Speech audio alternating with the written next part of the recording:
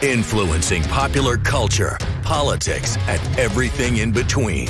The local station takes you ringside as we discuss the crazy world that is professional wrestling. This is Going Ringside with the local station. Hello there. Thank you for joining us on a great episode of Going Ringside. We got a huge array of guests with us. The original Hurt Business is here. We're talking Bobby Lashley, Cedric Alexander, MVP Shelton Benjamin, reunited for the first time. Get to that in just a minute. But first, put it on the screen for me. You may be watching this show right now on the brand new Going Ringside YouTube channel. That's your address right there. Please go and click the subscribe button. We are trying to build this show, trying to build this channel for you so we can keep bringing you the biggest stars on the planet like we are today. Let's switch that shot and show you who we're talking about here.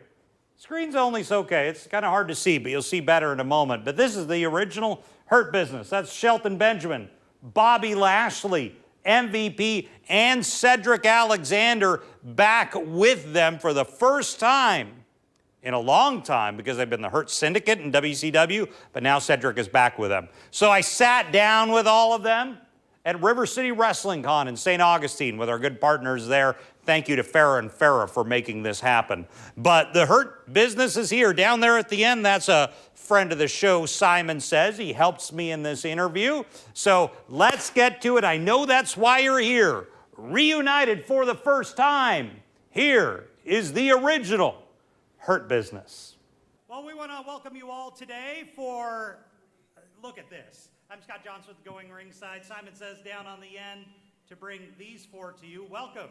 Simon, go ahead. Dude, it is palpable. The anticipation for this ever since the announcement was made, it rattled social media, and here it is. The day has come, the first time in ages that the Hurt Business, the Hurt Syndicate, all together, all for one and one for all here at River City Wrestling Con. Guys, thank you so much.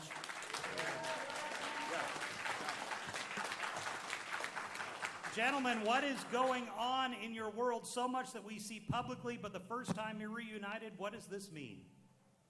It means somebody paid us to be here. Yeah. It means the price is right. The price is right. Business. Commerce never stops.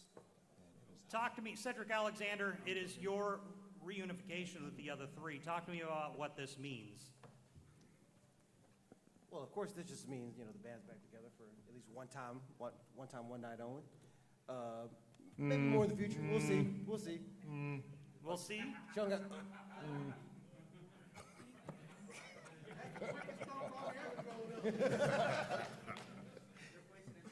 Bobby, what does it mean for you guys? What has it been like for you guys taking the Hurt Business into a syndicate over the last several months? And there's things going on with another guy named MJF. So talk to us a little about what's going on with you guys.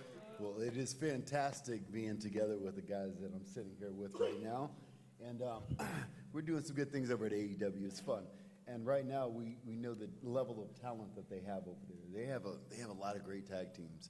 And we're bringing out the best in some of these tag teams. As you can see in AEW, the tag teams are getting a little bit bigger over there. So we set the precedence over there to raise your game. So we're looking forward to the challenges and to expand the Hurt Syndicate possibly later on this year. And Shelton, before we go to the crowd, and Simon, of course, to ask all the questions, how are you doing? You can compare WWE to AEW as well as anyone. Mm-hmm. Any thoughts on, you've been an icon in both now? Well, I kind of look at it as apples to oranges, but it's all pro wrestling. And as a pro wrestling fan, I see pros and cons with both. But I'm having the time of my life with AEW. I'm loving it there, but I'm a huge advocate of non-tribalism in pro wrestling. I'm a pro wrestling fan. As a kid, I watched everything. So, obviously you have your favorites, but just remember, it's all pro wrestling. We're all out there taking risks. We're all out there trying to make money, and we're all out there trying to entertain you. So, as far as the comparison goes, to me, there's no comparison because it's all pro wrestling. Now, I did want to ask, obviously, from every single person in the room, you guys all individually and collectively have been immortalized. The four of you have accomplished things that are going to outlive you far beyond your mortal coil. But the big thing is, in a business that has produced so many iconic stables, you know, the Four Horsemen, the Hart Foundation, in this day and age, you guys managed to cement something that not only got people's attention, but people demanded it. When you guys were disbanded way prematurely, people were legitimately upset. People were clamoring, and it was outrage that they disbanded you guys. How does it feel to know that you guys are a part of something that has been so palpable in the culture of professional wrestling? Like Shelton just said, not just WWE, not just AEW, in the business of professional wrestling. I'll just say this. Excuse me. Just during the pandemic, you had a lot of people that couldn't come to work for health reasons, and you had others that wouldn't come to work, again, for health reasons. I respect it. But when the chips were down, we held that shit down. Day in, day out, we were there every week. 8, 9, 10, 12 segments during the PC era where we were holding that shit down. So what we were able to accomplish at a time when the world was sick and everybody needed some entertainment, we were able to be there and give you the entertainment that you craved, that you desired. We came through for you, and you came through for us. You guys were wearing the shirts and posting on social media, and we have a real special relationship that, as you said, no one could ever take from us. During a time when the world wasn't well, we were there for you every week to make sure that you got your dose, your entertainment, and I was thrilled to have been able to share the stage with these gentlemen. And when it was all said and done, once the world got back to normal, well, we were just shelved. And that never feels good, especially when you never got an explanation for why, you know. But it doesn't matter, because at this point, you know, for one day only, as far as right now is concerned, we're back together. And you remember, and you appreciated it. And for that, we'll always have that together. And we do want to open it up to the fans to talk. Our friend Desiree Josen is going to bring around the microphone to anyone who wants to ask a question. Raise your hands if you have any questions for Hurt Business. We got some right over here, and while Desiree walks over, actually right there, Desiree, right next to you. Go ahead, sir. Hello. My question is for Lashley in particular. For me, my greatest memory of you was Team SmackDown versus Team Raw way back in the day. I was wondering if there's any experiences or what you learned from that when you first came in. Team SmackDown versus Team Raw, what you've learned from it. That was his best memory, he said. Say it. I couldn't hear him. I couldn't hear him that well either. Let's try one more time. How about you put some bass in your voice? The And possibly parking lot Rory, if brawl, you could Team close SmackDown those versus doors. Team Raw. Do you have any memories or experiences from that you would like to share on? I think you're staring at me. Are you staring at me? Are you asking me? Oh, my bad. No, you know, when we first came in, I think me and P came in around the same time, generally, and Shelton was there a little bit before us. I think when we had that brawl, I'm just looking at the people and everybody that was in that brawl, and that just kind of let me know that this is the level that they want me at. This is the level where I should be at. And that was the biggest thing that I took from it. I mean, there were some stars in that brawl. So once you get put into a group like that, then it lets you know where they want you and where you should be. So that's what I got from it. And MVP, I have a question for you. You said after the pandemic, I think you used the word shelved. I don't think that was taken lightly. Can you expand on what you mean by what happened in WWE? Unceremoniously and inexplicably, the Hurt Business went out of business. We were put out of business. Just broken out. It never should have happened, you know. But for reasons that were never explained to us, never given to us, they just said, "Hey, this we're going to end this." And to this day, we still don't know why. But you know, we know that you guys loved it. We consistently had the highest rated quarter hours. The day the Hurt Business shirt came out, there was behind Roman Reigns. It was the second highest selling shirt. So, and again, like I said, especially when we were coming to work when other people wouldn't, and, we were putting that work in and holding it down, to just get unceremoniously, tossed to the side. Okay, we're not doing that anymore. We're doing this now. Well, wait a minute, man. So no, it doesn't feel good. But what does feel good is being able to reunite with the squad and going across the street and doing great numbers and doing good business and being able to continue what we started. And shout out to Tony Khan. Thank you very much for giving the Hurt Syndicate that opportunity. Let's go to the crowd again. I think we have right over there. And remember to speak loudly. We got to hear you up here. Or forever hold your peace. Hey, how you doing, Mr. MVP? One of my favorite memories was the program with you and Matt Hardy. You guys did the basketball game, and I think there was a chess game, some other miscellaneous activities. Really enjoyed that as a kid. You got any funny stories from that? What was the last part? I was asking if you got any funny stories from that program with Matt Hardy. Stories? Yeah, the basketball game with Matt Hardy. Yeah, I have a podcast. It's called Marking Out with MVP and Dwayne Swayze. All right, I'm going to check that out for sure. On YouTube. It's streaming on Apple Music and Spotify. I got lots of funny stories. I like that. Episode 5 come out Monday. Right there. Every Monday. There we go. All right. Right in front of you, right there.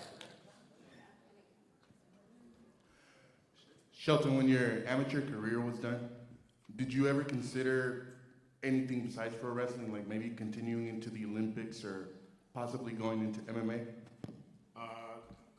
MMA, no, because at the time it was still kind of underground, and from what I saw, I was not really interested.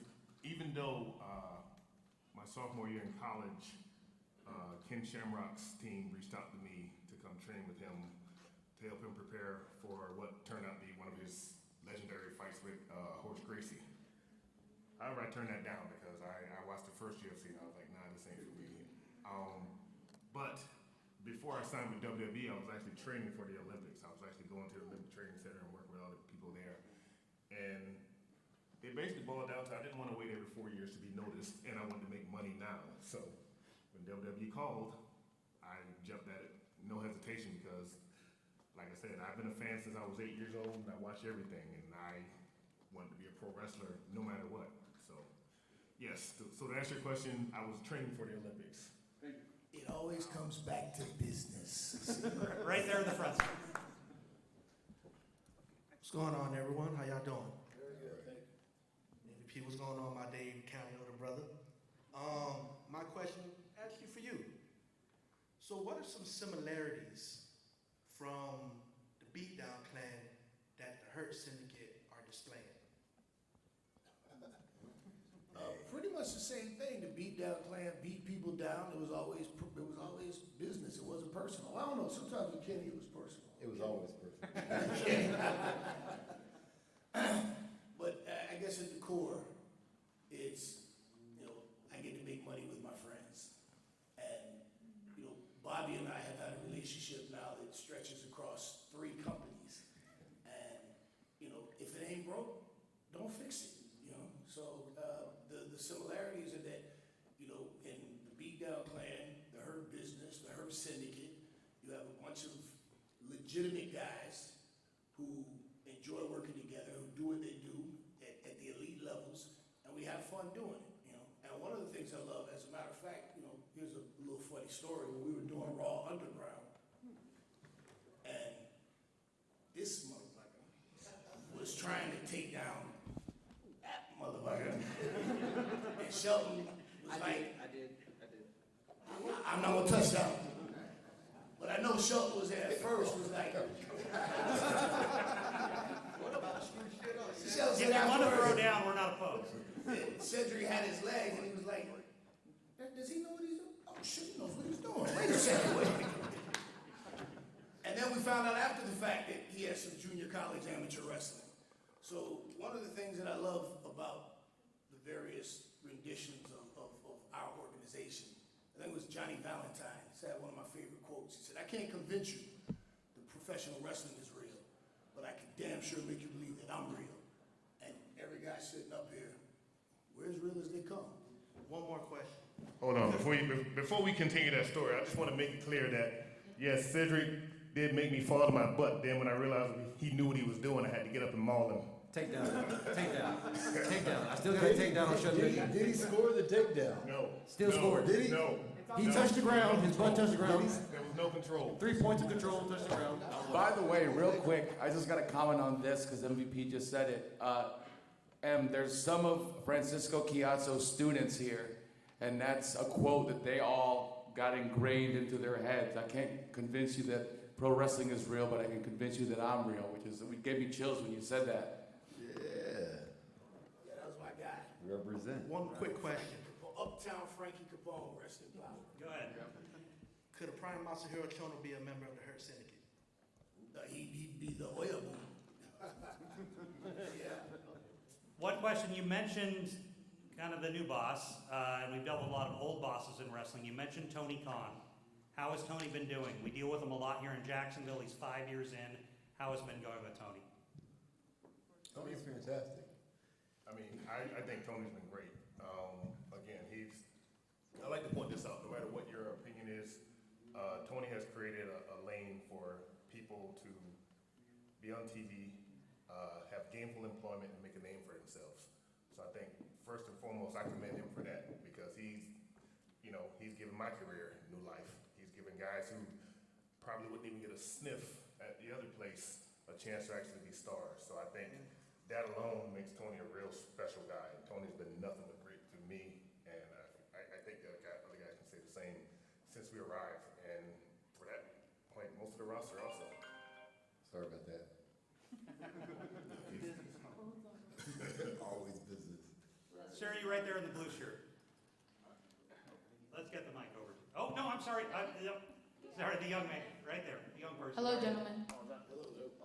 My question is for Cedric. So you were sent down to NXT 1 year ago. What was your initial reaction?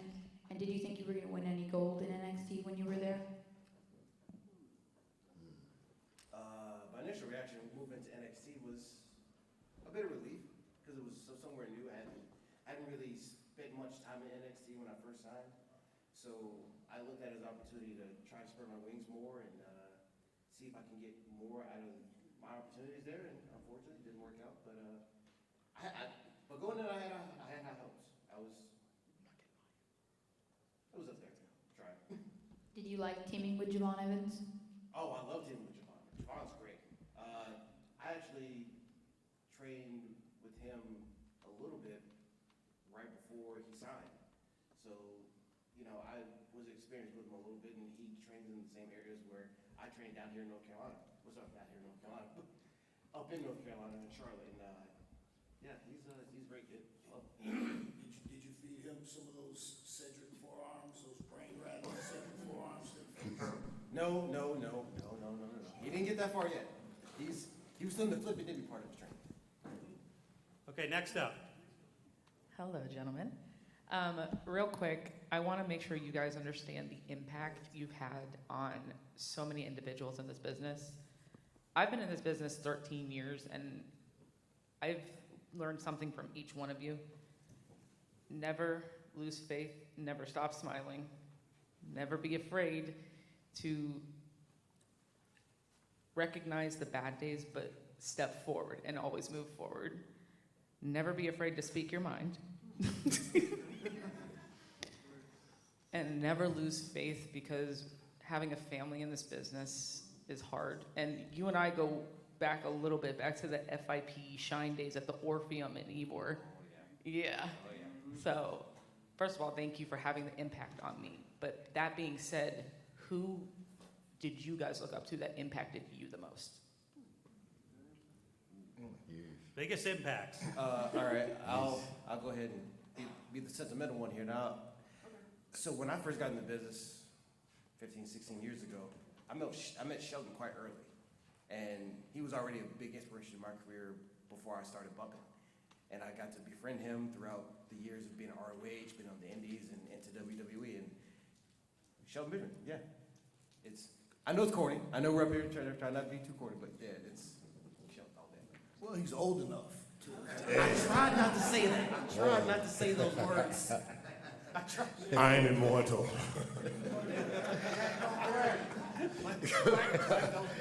When I was young too, Shelton, I looked up to Shelton also. Hey, let me stop this train before it goes any further. I was trying to be nice about Shelton. He said, You're okay, but I moved to Houston just so I could train with Shelton Benjamin. So that's the reason I live there, so I can have a mentor. Well, in all seriousness, I mean, there's so many people that influenced my life.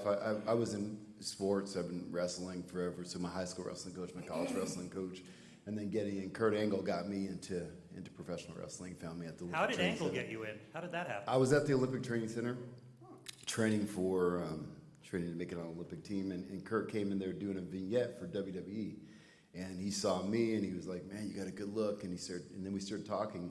And the one thing that he did tell me, he said, "You know what? If you would have accomplished what you accomplished in wrestling and football or baseball or basketball, you'd be in the NBA, you'd be in the pros. So you should really consider professional wrestling." And I had watched I had tapes of Kurt when he was in college. And then when he went on to WWE, I was watching him there. So I followed Kurt's career all over. So it was a big deal for him just to be talking to me. But then when he told me that, I was like, man. So we exchanged numbers. I talked to Briscoe for a while, and then one thing led to another, and got in. And ever since then, I had one match with Kurt, or two matches with Kurt, and always kind of followed his career and his style. Okay, I have tons of influences. It's really hard to narrow down one, but I'll say the people that really stand out. Lion-O. No, Panthero. Shelton, did you grow up a fan of the business? I grew up. I'm a mark. If that makes any. I'm a huge wrestling mark. So, guys that influenced me before I got into business, Sting, the Rock and Roll Express is actually the team I credit for making me fall in love with wrestling. Magnum TA was my childhood hero. I've always been a fan of Taker, even when he was mean Mark Callis. So I've had a lot of early influences, but once I was actually in the business, obviously Danny Davis, Jim Cornette, and Rip Rogers, those are the guys that trained me. So they have a huge impact on my career. Once I actually advanced to being on the roster, Arn Anderson, I consider Arn Anderson is the brains behind Team Angle, and pretty much most of my wrestling. Arn Anderson, Gerald Briscoe, even Vince, and so there's so many. Eddie Guerrero, huge mentor of mine. So it's a really long list. We'll be here for a while, but right now, like I actually, and again, not sound like Cedric, I gain inspiration from my teammates because every one of them have qualities that I want to either emulate or that I admire. Like Bobby. Bobby has no quit, no stop. He has no governor. He's full bore, and he believes in everything he does. And he's like, and he's a very, very intelligent guy. Like we learned so much from Bobby, just about being goal-oriented. MVP, again, the guy always speaks his mind, and having grown up Often to my detriment. Often to his own detriment. But that's a quality that I felt like if I had these qualities early in my life, I might have gotten further. So I pick up a little something. And Cedric, honestly, Cedric reminds me of me when I first started. So in Cedric, I see a lot of myself. So all of my teammates mean so much to me, and I gain inspiration from them, and I learn from them all the time. One more question, and then I think these gentlemen have a lot to do today. Go ahead, sir. All right. First thing I wanted to mention is I love each and every one of you guys individually and as a unit when you were in the Hurt Business and WWE. Thank you for that. And I have two questions, so it'll be really quick. First, I wanted to ask MVP. I know you probably don't ask because he's probably the new regime, but let's say that WWE gave the platform and opportunity to make an even better Hurt Business. What current NXT or WWE superstar would you like to join the stable? Like maybe like a Carmella Hayes or Trent Williams, for example. Or who? You said a better Hurt Business? Well, just as good. Just as good. Hey, man, let's jump this dude.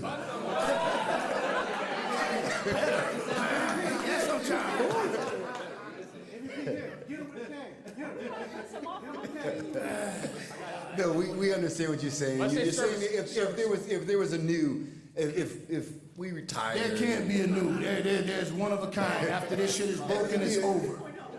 It'd be a Hurt Company or something. Something new. Hurt Incorporated. One more question. I mean, I'm a big fan of Carmelo. I think he's awesome, and I hope that he's able to see incredible levels of success. And you know, Trick, I'm proud of Trick and what he's accomplished. You know, there's some, lots.